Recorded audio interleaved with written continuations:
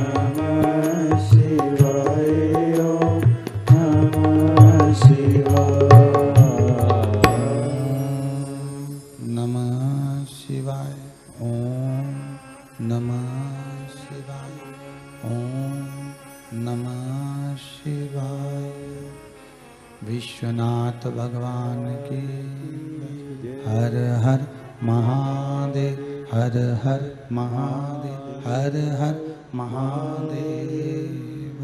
हर काशी विश्वनाथ भूत भावन भूतेश्वर त्रिकालदर्शी कैलाशी अविनाशी मेरा शंकर, मेरा ओघड़दानी, मेरा शंभु,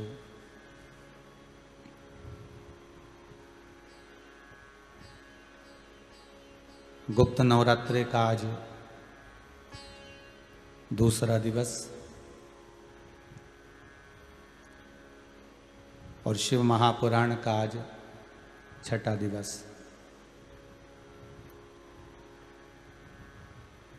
बाबा भूत भावन भूतेश्वर भैरे शंकर की कृपा से, करुणा से, बाबा की दया से ऑनलाइन जो शिव महापुराण की कथा आस्था चैनल के माध्यम से, फेसबुक, यूट्यूब के माध्यम से आप सब अपने अपने घरों में विराजमान होकर जो श्रवण कर रहे हैं, मेरा काल अधिपति महाकाल राजा आप सभी की मनोकामनाएं पूर्ण करे। बहुत बहुत प्रसन्नता का भाव श्री रामेश्वर लाल जी, श्रीमती सोहन देवी जी बांगड़, श्री राजेश, श्रीमती बिनाका जी बांगड़, जो सिडनी ऑस्ट्रेलिया में निवास कर इस पुनित पावन शिव महापुराण की कथा के मुख्य यजमान बनकर संपूर्ण विश्व का कल्याण कर रहे हैं। उन्हीं के प्रतिनिधि के रूप में बिटले सेवा समिति के कर्मठ कार्यकर्ता श्री राजू जी मंत्री सापत्नी यहाँ शिव महापुराण में विराजित हुए।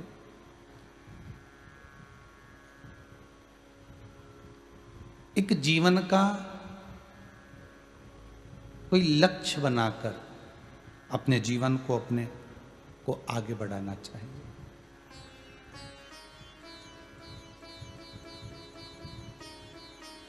क्योंकि 84 लाख योनियों को काटने के बाद मानव की जो देह मिलेगी, ये मानव की देह फिर वापस मिलना नहीं है।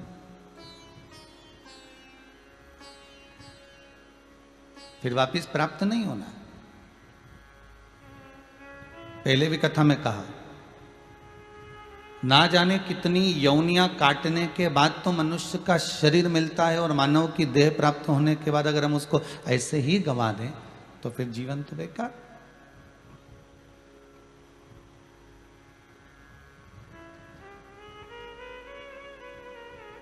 उसकी सार्थकता क्या है?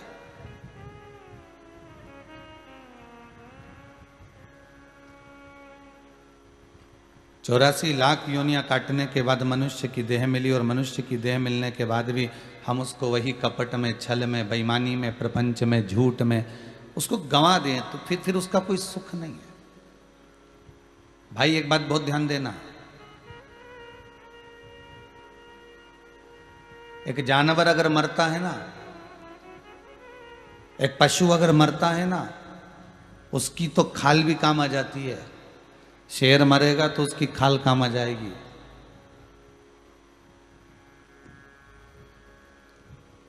हाथी मरेगा तो उसका भी शरीर काम आ जाएगा, खाल काम आ जाएगी। एक पशु भी अगर मरेगा तो उसकी भी खाल काम आ जाएगी। एक बंदर भी मरेगा तो उसकी खाल काम आ जाएगी।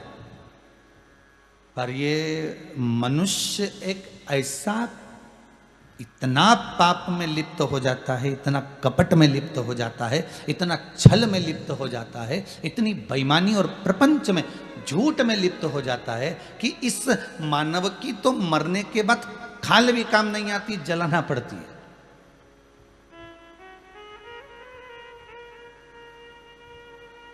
उसकी तो खाल भी काम की नहीं है, उसको तो जलाना ही पड़ेगा, ले जाकर शमशान में पहुंचाना ही पड़ेगा। मत बुरे कर्म कर बंदे वरना पछताएगा, भगवान की आंखों से तू बच नहीं पाएगा, तू बच नहीं पाएगा। अरे ओ अज्ञानी मत कर नादानी। थोड़ा सा लोभ, थोड़ी सी आसक्ति, थोड़ा सा काम, थोड़ा सा विषय, थोड़ी सी वासना के चक्कर में मनुष्य अपनी इस हीरे जैसी योनि को, हीरे जैसे जीवन को नष्ट कर देता है।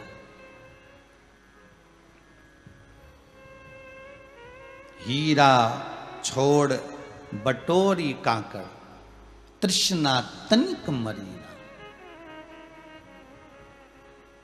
इस मानव शरीर को, ये हीरे जैसा शरीर है साहब, बहुत बहुत ध्यान देना है। हीरे जैसा क्यों कहा गया? संत साधु सन्यासी तपस्वी साधक उपासक इसको क्यों हीरा कहते हैं? संत साधु सन्यासी इसको क्यों, उपासक इसको साधु कहते हैं, इसको तपस्वी कहते हैं? ये मानव का शरीर कोई साधारण नहीं है। कभी किसी बानर को तुमने कहा कि ये संत है, कभी किसी शेर को कहा कि ये साधु है, कभी किसी पशु को कहा कि ये तपस्वी है, ये साधक है, ये उपासक है। केवल एक मानव का शरीर ही ऐसा है, केवल एक मनुष्य की देह ऐसी है जिसको साधु भी कहा जाता है, जिसको तपस्वी भी कहा जाता है, जिसको साधक भी कहा जाता है, जिसको उपासक भी कहा जाता है, और जो भगवान की भक्ति में सदा संलग्न लगा रहता है, भगवान की भक्ति में डूबा रहता है। क्योंकि ये मानव का जो शरीर मिला है, मनुष्य की जो देह मिली है ना, ये हीरे जैसी, इसकी परख करने वाला ही परख सकता है।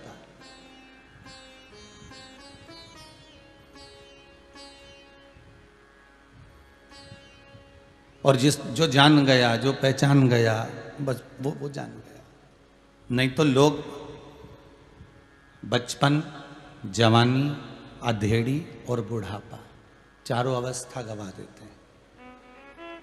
ध्यान दीजिएगा जरा, जितने लोग आस्था चैनल के माध्यम से इस कथा को श्रवण कर रहे हो, बहुत सावधानी से सुनना। चार अवस्था को सुधारने के लिए हमारे यहां चार पात्रवान जीवों को भी रखा गया। बचपन में माता का आशीर्वाद, जवानी में पिता का आशीर्वाद, अधेड़ी में शिक्षक का आशीर्वाद, और बुढ़ापे में सदगुरु का आशीर्वाद होना चाहिए।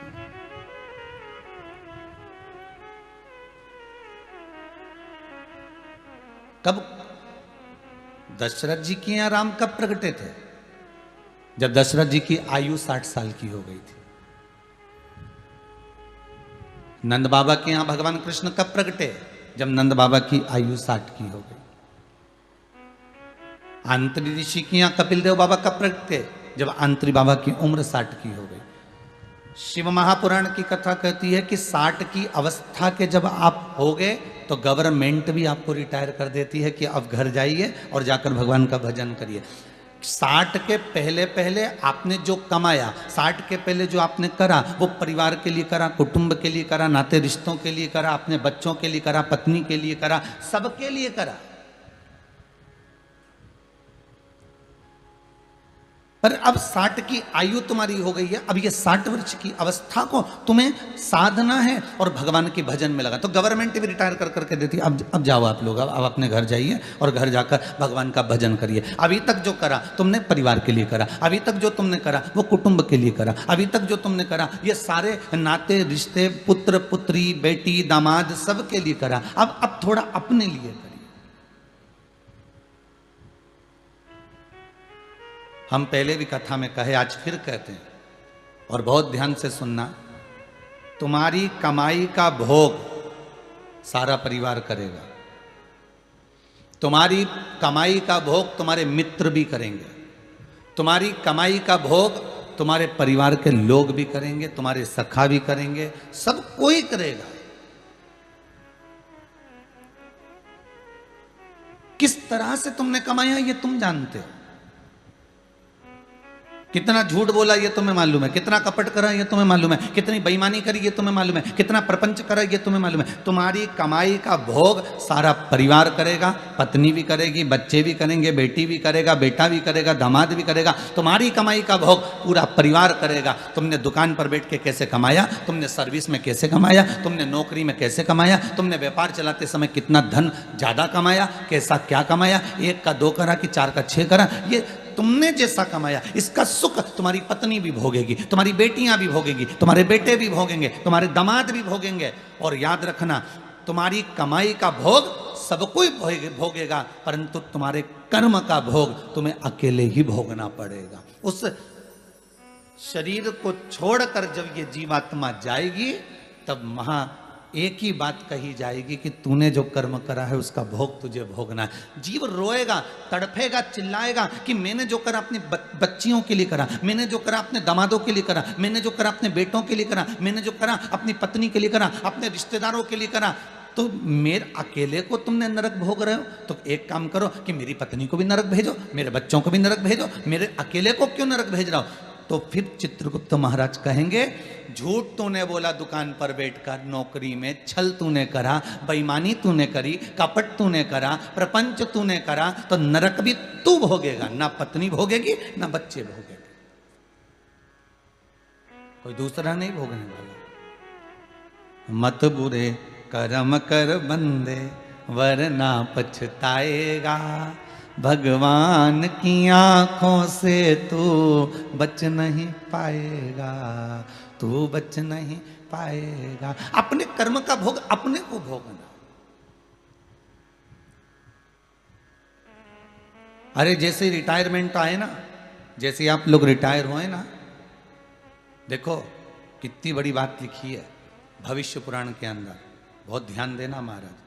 नौकरी करने वाला व्यक्ति तो रिटायर भी हो जाता है, पर दुकान चलाने वाला व्यक्ति तो जब तक शरीर नहीं हिल जाता नहीं तब तक भी रिटायर नहीं हो पाता।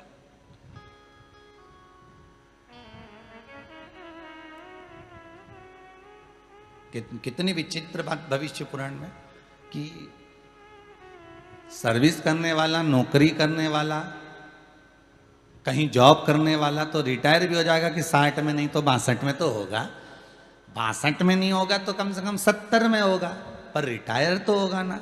पर दुकान करने वाला व्यक्ति तो ना जाने जब तक उसका शरीर पूरा कांपने ना लगे, शरीर हिलने ना लगे, जब तक शरीर पूरा सांस ना छोड़ दे, इंद्रियां सब छोड़ नहीं दे, पलंग पे ले जाके पटक नहीं दे, तब तक ये दुकान नहीं छोड़ पाता।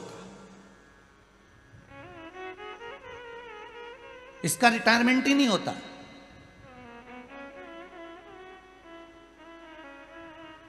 दुनिया का रिटायरमेंट इसका नहीं है।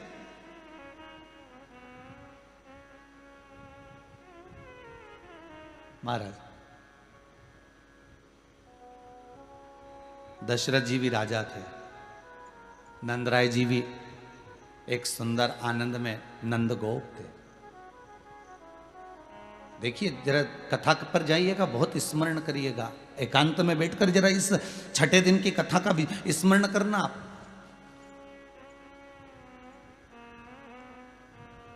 नंद बाबा भी आनंद में, दशरथ जी भी आनंद में। नंद बाबा कोई सर्विस करते थे क्या? जम के बोलो, नहीं। दशरथ जी कोई सर्विस नौकरी करते थे? नहीं, कुछ नहीं। आंत ऋषि कोई सर्विस करते थे? नहीं। पर इन्होंने विद्वत्ता क्या अपनाई, इनकी चतुरता क्या थी कि दशरथ जी 60 वर्ष की आयु में आए तो उन्होंने राम जी को प्राप्त करा, नंद बाबा 60 की आयु में आए तो उन्होंने कृष्ण को प्राप्त करा, आंत्री बाबा 60 की आयु में आए तो उन्होंने तुरंत कपिल बाबा और दत्त बाबा का स्मरण कराया। आंत्री ऋषि जब 60 की अवस्था में आए तो दत्तात्रेय भगवान को उन्होंने प्राप्त कर लिया। कदर्म बाबा जब 60 में आए तो उन्होंने कपिल देव महाराज को प्राप्त कर लिया।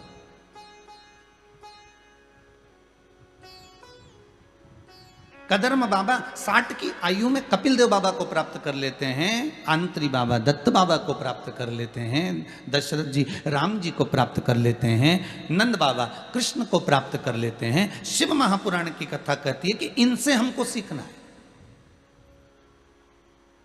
जैसे ही 60 की अवस्था आ जाए, जैसे 60 वर्ष की आयु हो, बस मन में विचार कर लेना कि अब कुछ नहीं करना, बहुत कर दिया पत्नी के लिए, बहुत कर दिया बच्चों के लिए, खूब काम करा, शरीर नहीं साथ दे रहा था तो भी दुकान नहीं छोड़ी, करता रहा, पर अब नहीं करूँगा।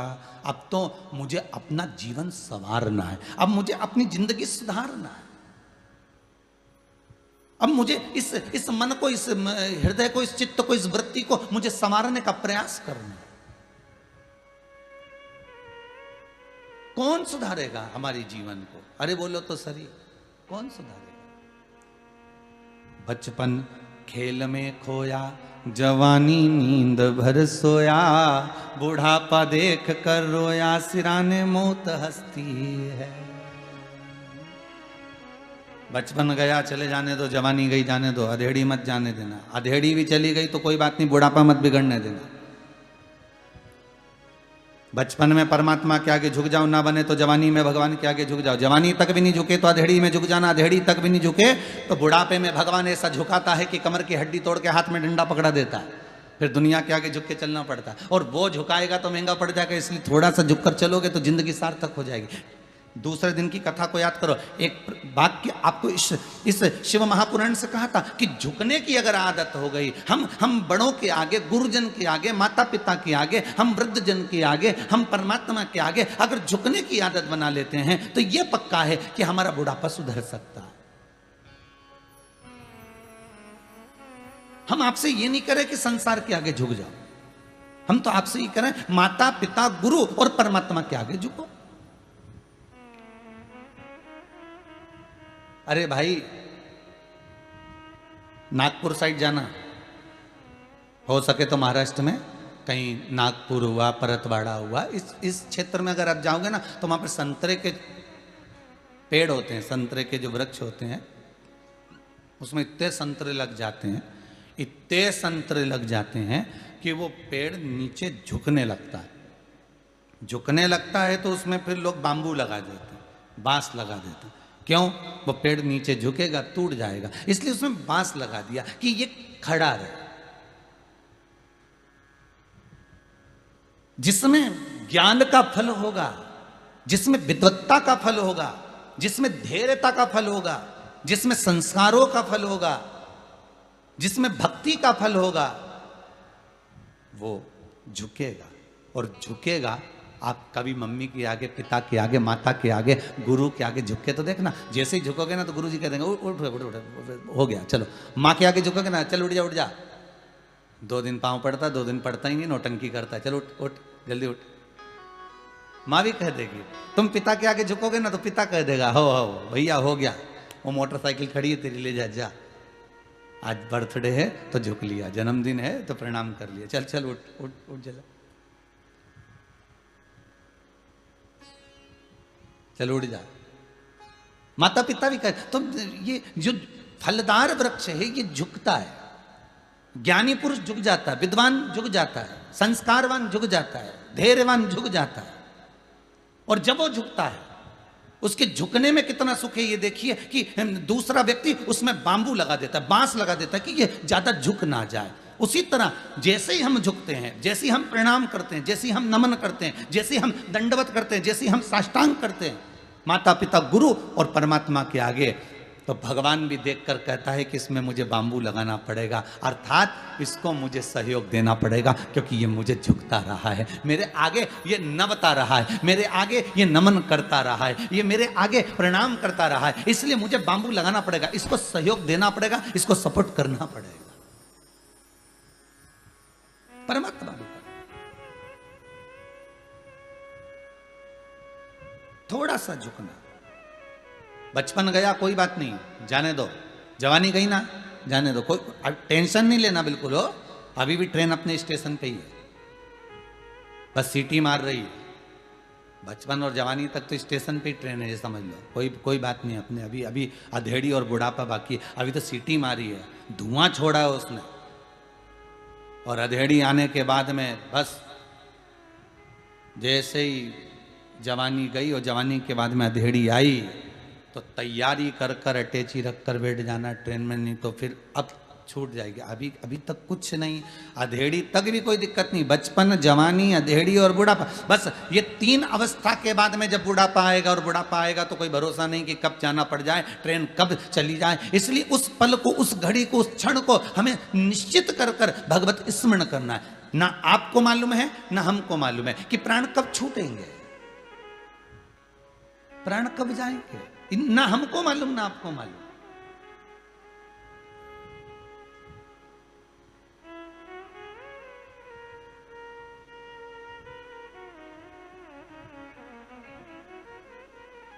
बस परसों कहा था, इस तन से जब प्राण तजूं तो होठों पे नाम तुम्हारा। बस इतना, इतनी कृपा करना।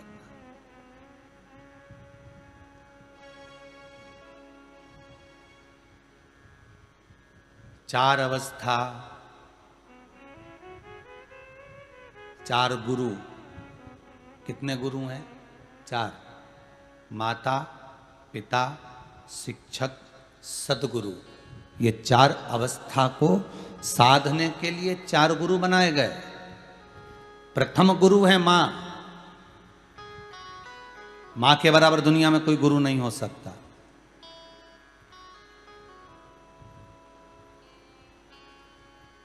जब तक बच्चा कुंवारा रहता है, माता मार्गदर्शन करती है, खूब प्रेम से मार्ग दिखाती है, बेटा पढ़ाई करो, वहाँ ट्यूशन चले जाओ, वहाँ पर ऐसा कर लो, उस कैंपस को पास कर लीजिए, ऐसा कर लीजिए।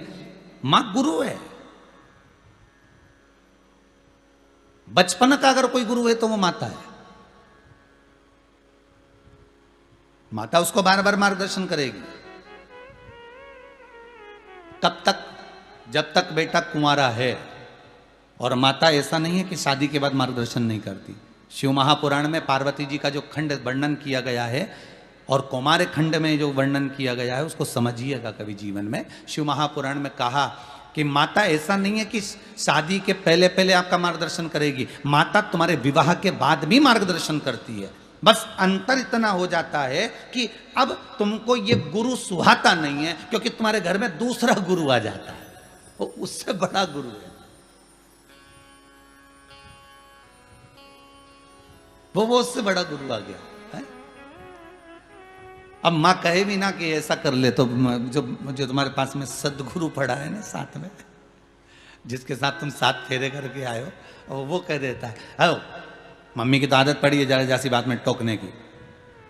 हर चीज में टॉर्चर करना कोई अच्छा लगता है? जरा जासी बात में टोकना अच्छा लगता है? फिर वही वाली बात आ गई, जिस बगीचे में माली टोकता नहीं है उस बगीचे को बिगड़ने में देरी नहीं लगती। देरी नहीं लगती। आप किसी गार्डन में जाइए, वहां पर माली नहीं होगा, वहां टोकने वाला कोई नहीं होगा, तो उसके फूल सब तोड़ लाएंगे, उसकी पत्तियां तोड़ लाएंगे, और कई कई तो ऐसे विद्वान होंगे कि पूरा की पूरा पौधा ही उखाड़ के ले जाएंगे, क्योंकि वहां माली नहीं है।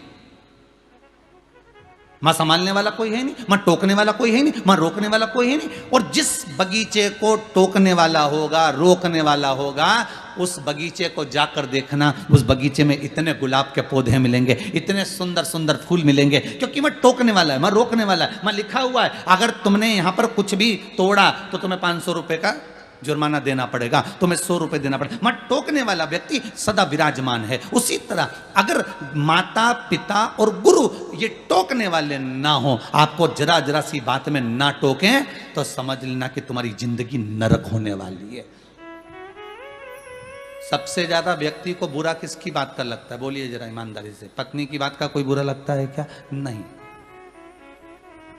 किसकी बात का बुरा लगेगा? सबसे ज्यादा व्यक्ति को अगर बुरा लगता है तो एक माता की बात का बुरा लगता है, दूसरा पिता की बात का बुरा लगता है, तीसरा गुरु की बात का बुरा लगता है। क्योंकि ये बहुत कड़ले कड़ले कहते हैं। माँ कहती है उसके साथ मत रहना, नहीं तो झाड़ू से जोड़ दूंगी तेरे को। पिताजी कहते हैं दुकान पे बैठने की फुर्सत नहीं है, गाड़ी उठा चल देता है, आधा घंटा बैठ। और फिर कोई दोस्त आया उसको बुलाने के लिए, और पिताजी तो आग बबूला होकर बोले अब भी आया है शहजादा, आधा घंटा हुआ है, आ गए लेने के लिए, जाओ जाओ दोस्त आ गए तुम्हारे। बस इतना किया और बेटे के कलेजे को ठेस पहुंच गई, मेरा अपमान कर दिया, मेरा अपमान कर दिया। गुरुजी ने चेले को डांट दिया, ये तू गलत काम कर रहा है, गलत संगत में पड़ रहा है, तू ऐसा गलत कर रहा है। तो इसको ठेस पहुंच गई। मेरे गुरुजी ने 10 लोगों में मुझे डांट दिया, मेरे गुरुजी ने 50 लोगों में मुझे अपशब्द कह दिए, ताने दे दिए। अरे माता पिता गुरु ये तीन एक ऐसे होते हैं। माली का जो फर्ज है, माली क्या करता है कि तुमको अकेले में ले जाके डांटेगा, क्यों तोड़ रही है गुलाब का फूल? माली ऐसा बोलेगा? अरे बोलो तो, क्यों तोड़ रही है तू चंपा का फूल? माली कहेगा कि तू ये पौधा क्यों उठा के ले जा रही? धीरे से एकांत में कोने में ले जाके माली तुमको डांटेगा? अरे बोलो तो सरी, माली कभी तुमको एकांत में ले जाके नहीं डांटता। माली क्या करता है, तुमने फूल तोड़ा, भले 50 लोग गार्डन में घूम रहे हो, चिल्ला के डंडा लेके दौड़ेगा। पागल हो गई है क्या? लिखा हुआ नहीं दिख रहा क्या? घूमने आते हो कि फूल तोड़ने आते हो?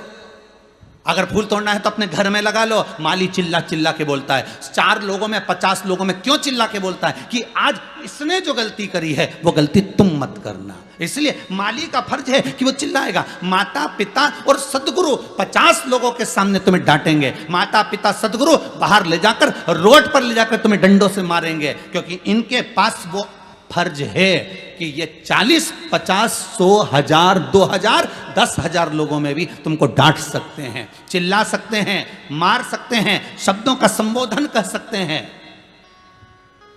क्यों? क्योंकि माली चाहता है कि मेरा ये बगीचा ना बिगड़ जाए, माँ चाहती है मेरा पुत्र ना बिगड़ जाए, पिता चाहता है मेरा बेटा संवर जाए, गुरु चाहता है कि जिसको माता पिता ने मुझे सुपुर्द करा है वो आगे चलकर और उन्नति कर जाए। अगर आज गलत संगति में पड़ गया तो कल इसकी जिंदगी नरक है, कल इसका जीवन बेकार है।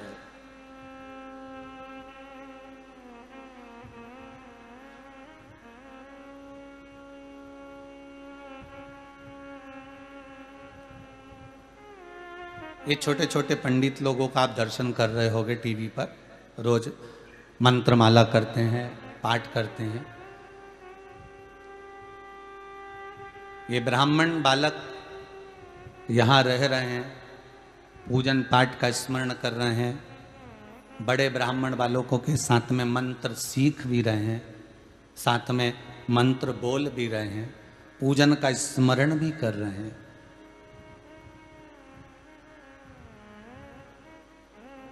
पूजन का स्मरण भी कर रहे हैं।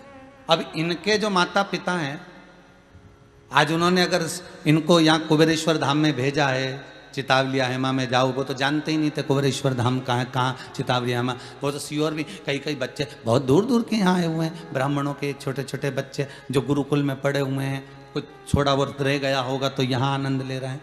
तो इनको इनका जो आनंद है, तो इनके माता पिता ने बस ये जानकर भेजा कि एक गुरु और 2 गुरु तुम आज छूट गए, पर तीसरा गुरु यहां पर विराजमान है। अगर गुरु जी हैं तो ध्यान दे लेंगे, गुरु है तो ध्यान दे। और गुरु के पास वो फर्ज होता है डांटने का, मारने का, शब्दों का संबोधन कहने का, चिल्लाने का। और 4 लोगों में गुरु हमें सब चिल्ला कर कहेगा, क्या कर रहे हो, क्यों ऐसा काम कर रहे हो, क्यों ऐसा बोल रहे हो। इसलिए तो बच्चों को गुरुकुल सुहाता नहीं है।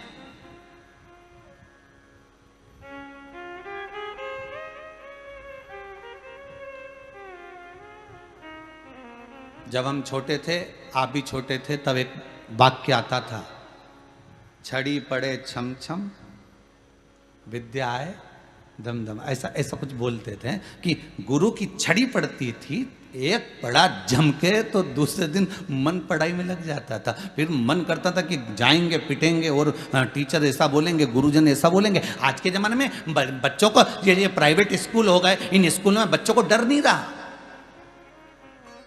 कोई डर नहीं, क्योंकि टीचर भी ऐसे हो गए कि उनको बच्चों से मतलब नहीं है, तुम्हारी एजुकेशन से मतलब नहीं है, तुम्हारी विद्या से मतलब नहीं है। उन टीचरों को अगर मतलब है कि तुम कितनी फीस जमा कर रहे हो, कितना डोनेशन दे रहे हो, कितना रुपया जमा कर रहे हो, कैसी तुम्हारी पढ़ाई चल रही है, उसको कोई मतलब नहीं। वो तो इस क्लास में आएंगे, किताब लेकर बैठ गए, कॉपी लेकर बैठ गए, थोड़ा बहुत होमवर्क दे दिया, थोड़ा बहुत काम दे दिया, बाकी का समय उनका जो एंजॉयफुल जीवन है वो व्हाट्सएप पर चलता रहता है, वो मोबाइल पर चलता रहता है। ये जीवन नहीं है। पहले के गुरु अपना घर परिवार छोड़कर गुरुकुल में पढ़ाने के लिए वहीं पर जैसे शिष्य रहता था वैसा गुरु रहता था, वैसा गुरु।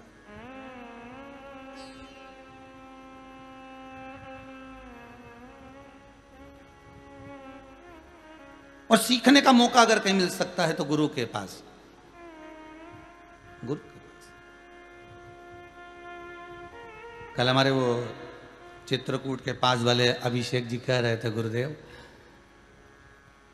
देखो सत्य, बच्चे के मुख से सत्य देखिए कितना सुंदर निकलता। गुरुदेव हम गुरुकुल में पढ़े, हम सीख भी गए थे, पर परिस्थितियों ने कुछ ऐसा कर दिया था कि हम वो सीखा हुआ भी भूलते चले गए। पर अब हमारे को ये 2 भैया लोग, शुभम भैया हो गए, प्रशांत भैया हो गए, ये लोग साथ में जब मंत्र बुलवाते हैं, गगन भैया हो गए, ये लोग जब बोलते हैं, उनके साथ में जब बोलने का मौका मिलता है ना गुरुदेव, तो हमें सीखने का मौका मिल रहा है, हमको और सीखना।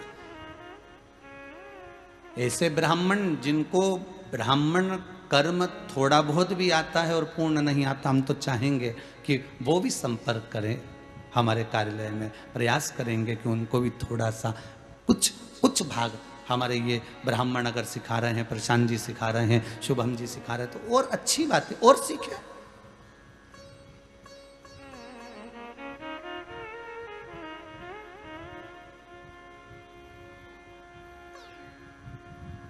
कुछ अच्छा करने का प्रयास करें।